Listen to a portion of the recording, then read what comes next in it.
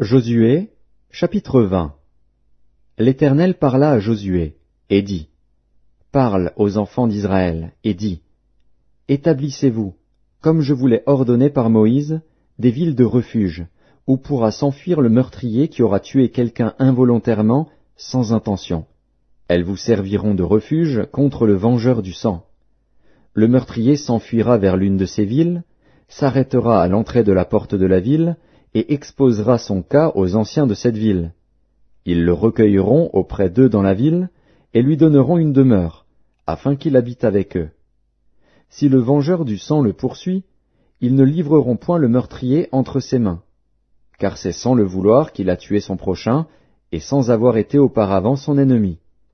Il restera dans cette ville jusqu'à ce qu'il ait comparu devant l'assemblée pour être jugé, jusqu'à la mort du souverain sacrificateur alors en fonction.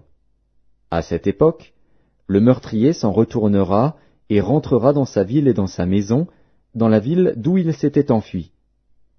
Ils consacrèrent Kédesh, en Galilée, dans la montagne de Nephtali, Sichem, dans la montagne d'Éphraïm, et Kirjat Arba, qui est Hébron, dans la montagne de Juda.